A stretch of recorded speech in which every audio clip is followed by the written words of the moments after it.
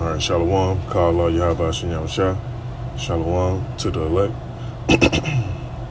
Now, there's Shalom to the elders, the apostles also, that help push this word out, help other men gain wisdom and knowledge and understanding of these scriptures too as well. So now what you got going on, it's just going to be a short video too. You're going to have this spreading like wildfire real soon because you got a lot of videos, a lot of Akim pushing this word out on a high level, man. And no matter what people try to do to debunk it, they can't debunk it. They can't refute it. And like the scriptures say, let me get that.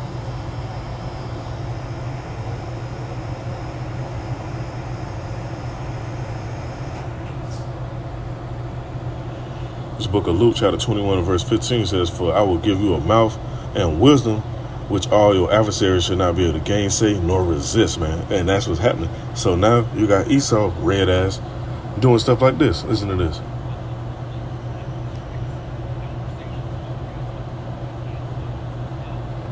When you bring out the history and then you line up with the scripture, it's like, hold up.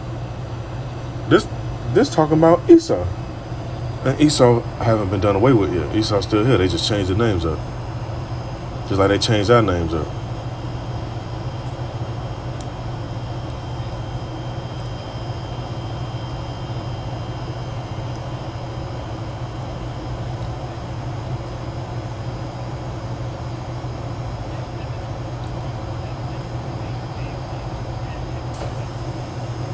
So you got the people in the comments, you don't want to hear it, so make a law. And I'm going to go into that. That's going to be part of, that's what's going to help bring in the family of the word. Certain stuff, certain videos you're not going to be able to find on certain outlets. You have other outlets that's accessible, but through the spirit, Esau going to get to that shit too. But ultimately, it's up to Yahweh Shem Shah. Because this word is out, man. Can't nobody be like, well, I ain't hear nothing. I ain't never hear that. Ain't nobody never tell me. I ain't never hear the name Yahweh Shem Shah. People scoff at the names, talk shit and say how we know that's the language. Who taught you that? What make you so smart, or you think you know it all? Not even realizing, man, Yahweh Shem Shah is set up, man, to actually be highly intelligent, to know these words, to know that whole role, and actually internalize it and be able to put it back out so other people can understand it that's meant to understand it. And only the elect, anyway, is as it is written in the scriptures. So, hey man, if you watch these videos and you come across other Akim videos and stuff, you better get as much wisdom or knowledge or whatever you need to gain. Because, man, once this word gone, man, when shit hit the fan, ain't gonna be no time to run around the streets talking about, oh, what this scripture mean, what that precept mean. Ain't gonna be no time for that. Let me see.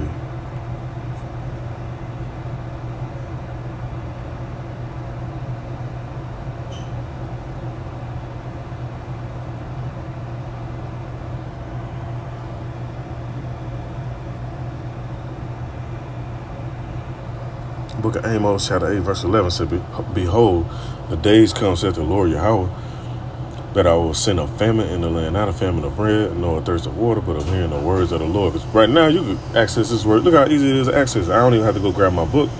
I got my apocrypha in my bag, and I have my other book, at my dwelling place. I can just put it on my phone, or go on Google and search whatever I need to search up.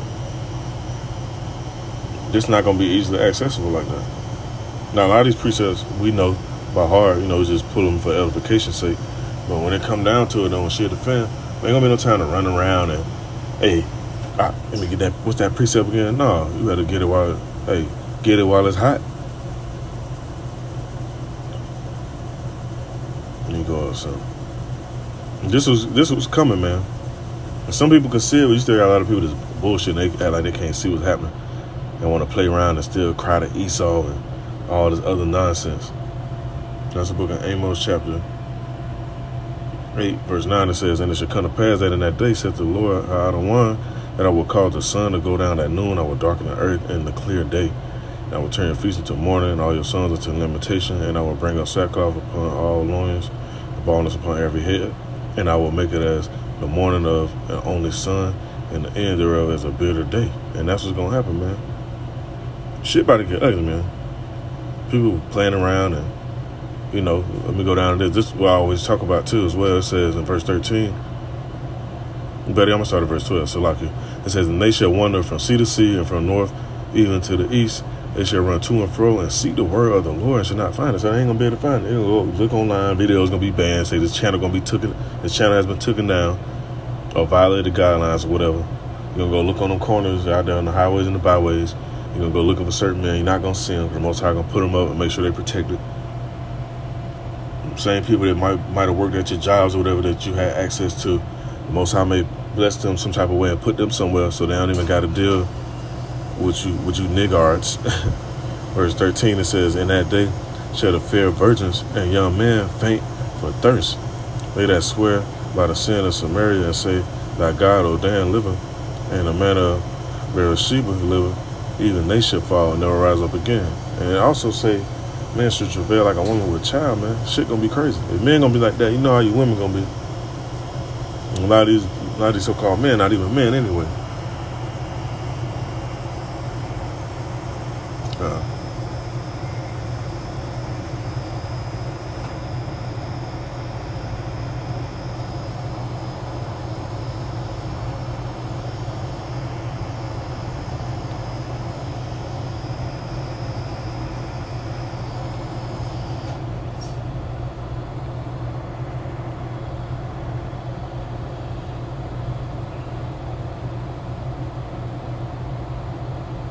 That's in the book of Revelation, chapter 22 and verse 7. And I'm going to jump under verse 1. Chapter 1, 2, and I'll just end this off. Better yet, I got a few more chapters out, and I see these precepts right here.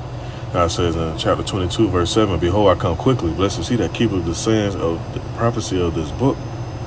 Book of Revelation, chapter 1, verse 3, it says, blessed is he that readeth, and they that hear the words of this prophecy and keep those things which are written therein, for the time is at hand. It's at hand, man. Ain't no game. This ain't no joke. See what's going on around the earth. In the news, you got to look at alternative outlets, so to speak. They're not showing everything on CNN and NBC or whatever. You got to go to the like Al Jazeera and Reuters and shit like that. And they already done banned RT, so just a matter of time before they start taking down others. So we can't really see what's really happening. But that's why you got to watch. Like I said right here in the book of Revelation, chapter 16, verse 15, it said, behold, I come as a thief.